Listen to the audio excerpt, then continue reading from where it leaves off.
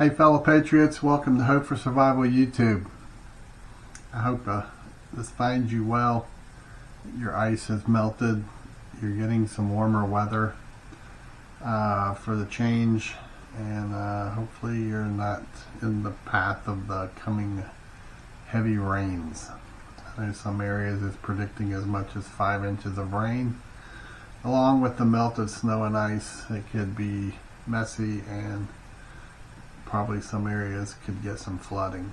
But make the most of these warmer temperatures. Get out and adjust things that maybe went wrong for you during the ice storms. It is Wednesday, January 2024, and this month is flying right by. We are in winter, and the world is still as crazy as it was yesterday and a week ago and a week before that. So I wanted to hit on a couple things here while I'm doing this video to you.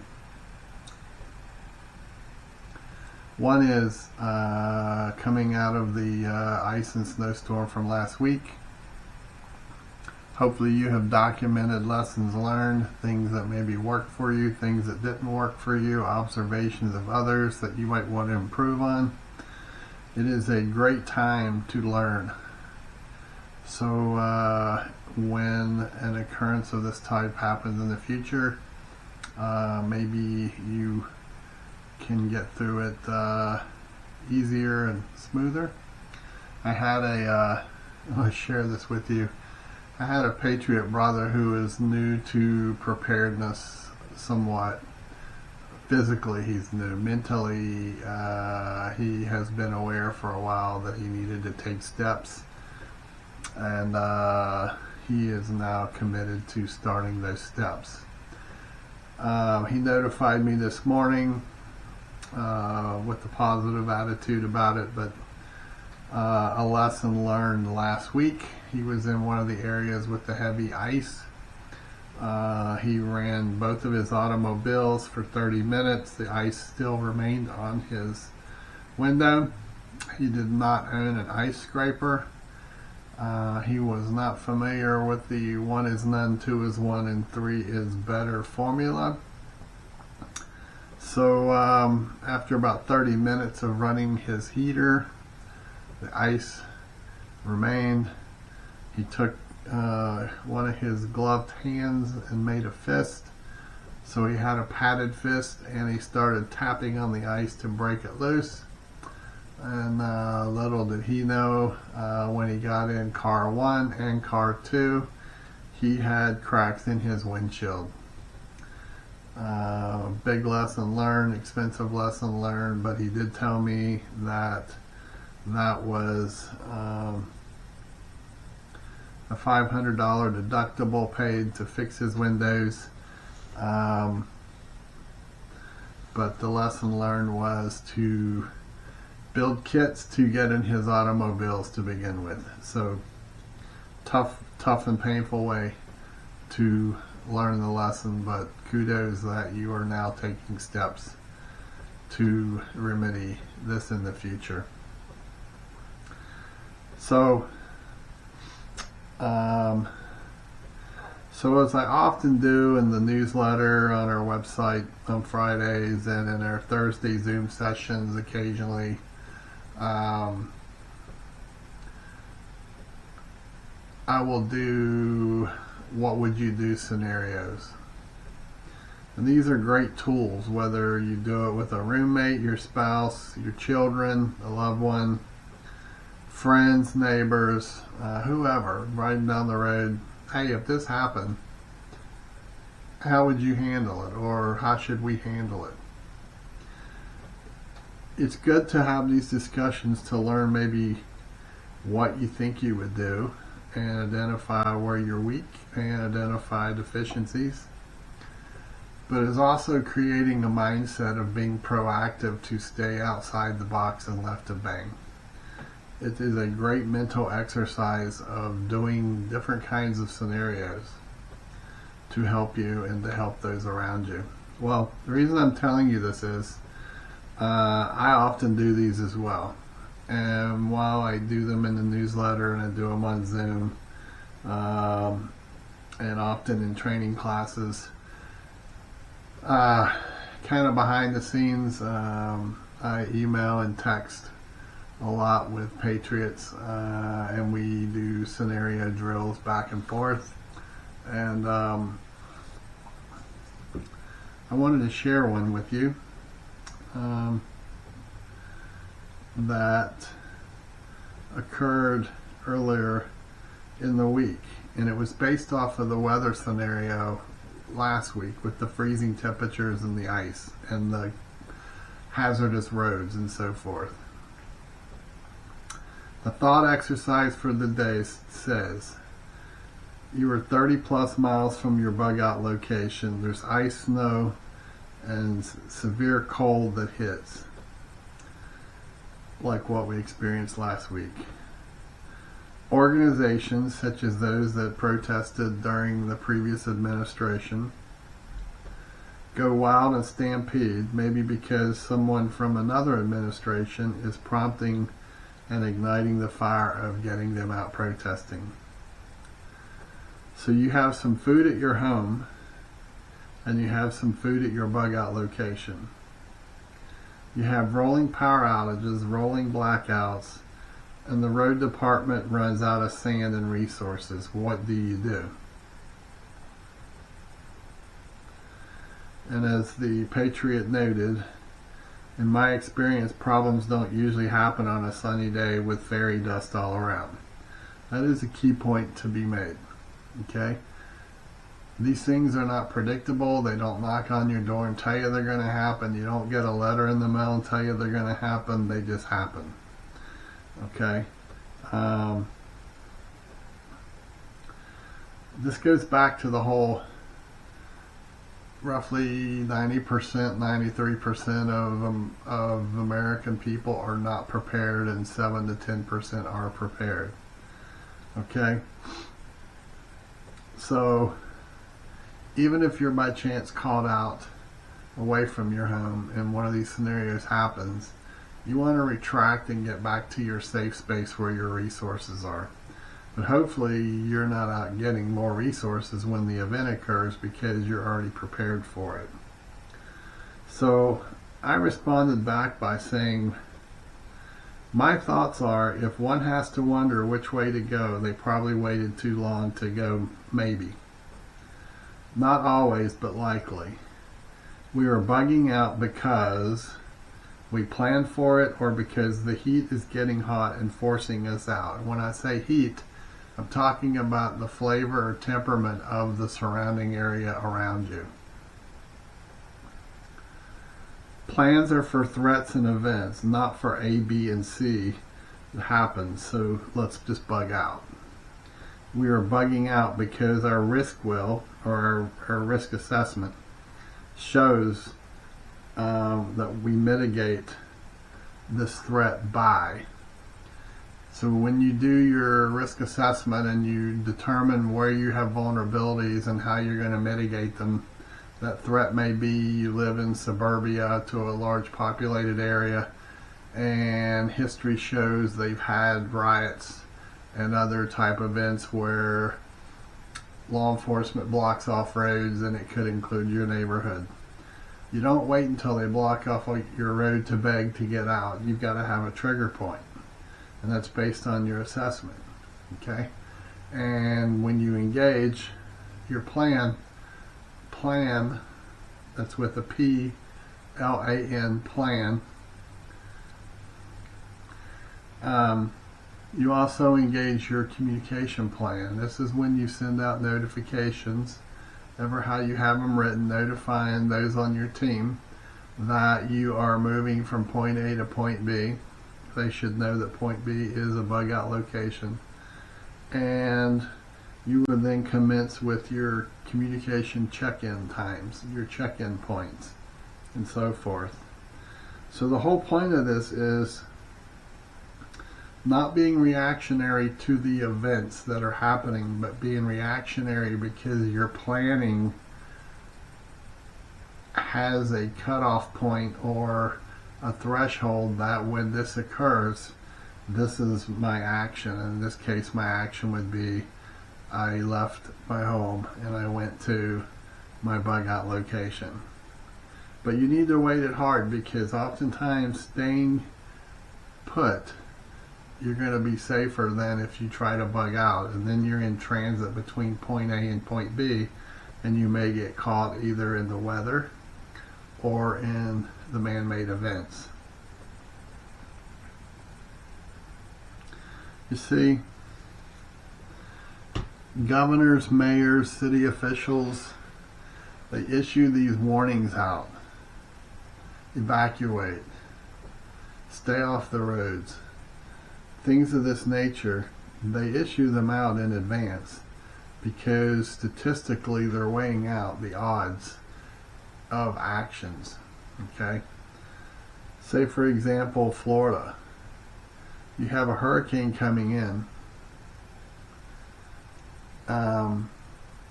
and 3 days or 5 days prior, South Florida tells people to evacuate. Well, now you're on the highway and there's miles and miles and miles and miles of bumper to bumper traffic.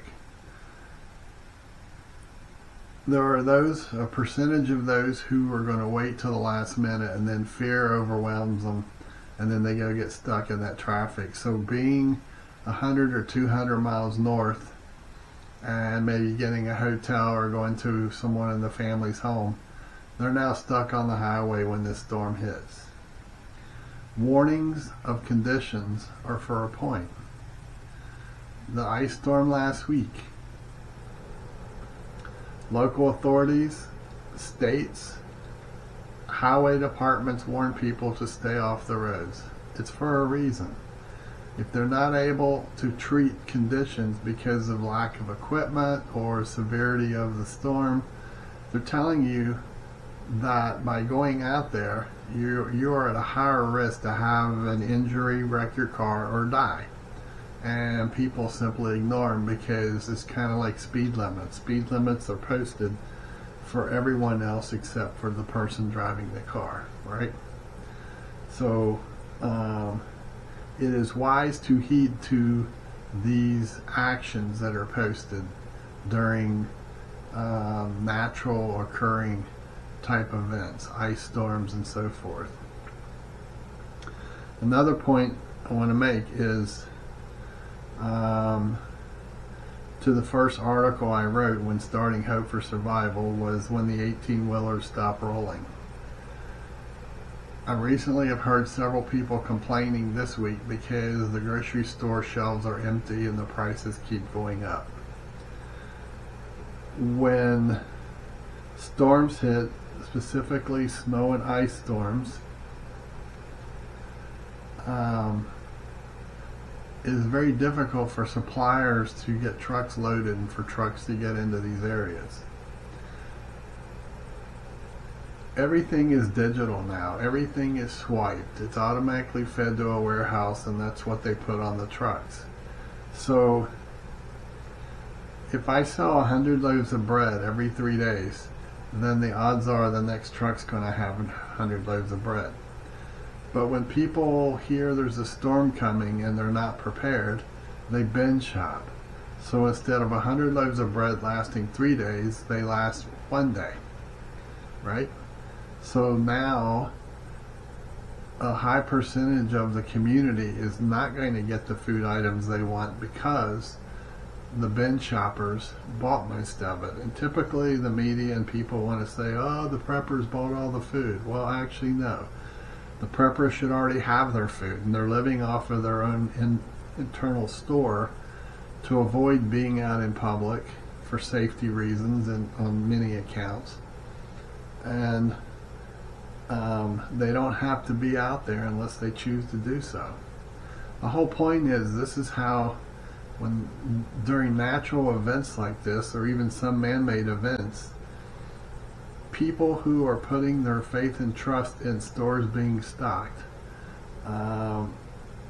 They are not taking into consideration how the system works, how the system supplies the stores, the overpopulation of people who are using the stores, meaning there may be more than the local residents. It may be people who are stuck on the interstates that are now in hotels, universities, colleges. It could be an assortment of reasons why there are more people now shopping off the local system. So you need to take those things into consideration, and more so your family members who are not into preparedness. Okay. If you look around at everything that's going on in the world, specifically at our southern border and our northern border, and the hundreds of thousands of illegal people who are coming across their border, and the most of them are male, and many of them look like they're Asian. There's something you need to think about. The Chinese economy right now is on life support, and their economy is sucking air. The United States gets roughly 26 to 30% of our resources from China, and I'm talking food, pet food, and pharmaceuticals specifically. If they stop being shipped, and we don't have the ability to manufacture these resources here, if you're not stocked on many of these items, you're going to be in a world of hurt. Okay? There's been numerous locations publicized where you can go buy extra medicinal needs and stock up on them. But more so, the thousands and thousands of male Asians who appear to be coming from China, they state they're coming from China, who are coming into our country, you can't just up and walk out of China, okay, unless you sneak out, which is rare. You have to have permission from the Chinese government to leave China. So if these hundreds of thousands of Chinamen who are coming across their border, who are on the trail coming to America, that get interviewed, why has China given them permission to come to America? And we can probably state 10 reasons to 1,000 as to why, and that's another video in itself. But I want you to think about those things, okay? And in the last week or two, we've had cases of disease outbreaks, specifically measles, in the US and the UK, that are being reported. So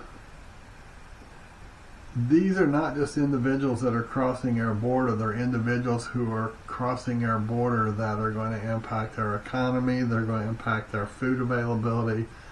They're going to impact our medicinal. They're going to impact our transportation. They're going to impact our schools in a lot of different ways.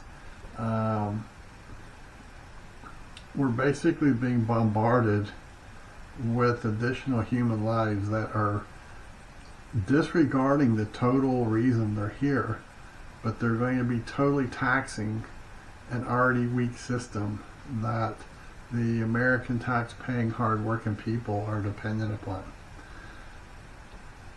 As we lead up towards the November scheduled election, these problems that I'm talking about are going to continue to increase, and they're going to become more and more and more problems. They're going to cause more and more divide. That's without taking into consideration why they're here. And if we get to November,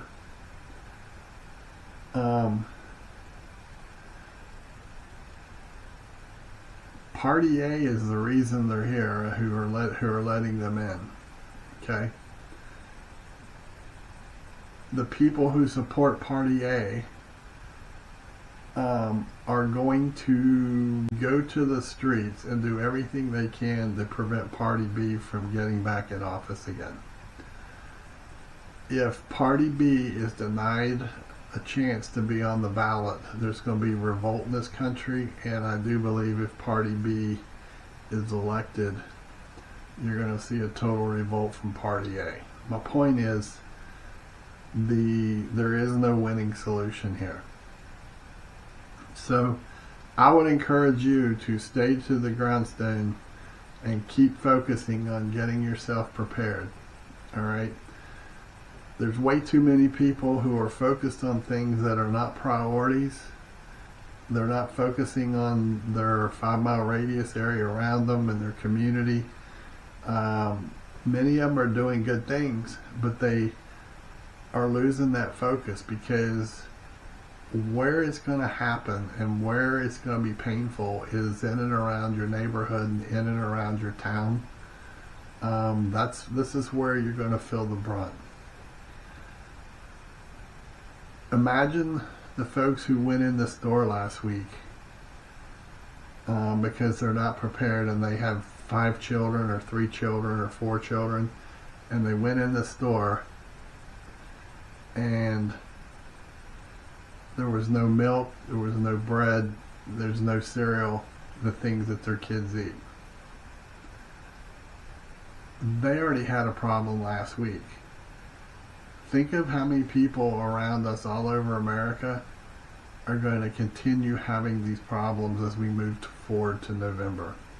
Okay? So keep these things in thought. You need to keep doing what you're doing. Prepare harder. Work on your mindset mentally. Maybe adjust some of your priorities. Preparing is not inexpensive. It costs money. Which, when there's not enough and you want to prepare more, it can beat you down. Just do the best that you can. If it means just buying 2 extra cans of soup a week or 2 extra cans per 2 weeks, that's 32 cans over a half a year. Okay, it's not going to last you a long time, but it's going to last you a couple days that you may not have now. You just need to figure out ways to prepare better. Maybe prepare as a group, and find ways to get yourself better prepared. I like to use the line because it's truly how I feel, and our Patriot sister down in North Carolina kiddingly reminds me of it, but I firmly believe in the world we live today, making a deposit of canned food in my pantry means a whole lot more to me than driving through a bank and dropping a few bucks into a savings account. I can't eat what I can't get to and what may not be there. Putting food in my own pantry is being self-reliant. It's my self-insurance policy that my home can eat. It's putting my trust in me. Whereas putting my money in an institution is putting my trust in someone else. Okay? Self-reliance is not depending on a system that is failing you. It's that simple. Alright? So, I'll end this here. And if you like this video, please hit like. Share with others who you're trying to get to prepare best you can. Don't give up on them. And if you have not subscribed, it's real easy. You just look up and hit the subscribe button. It costs you nothing. I promise I won't show up on your doorstep selling Girl Scout cookies. And we're just here to try to help everyone. So till next time, keep doing what you're doing. Stay safe. Keep your head on a swivel. Be blessed. And don't forget to give thanks. We are blessed. Bravo Echo out.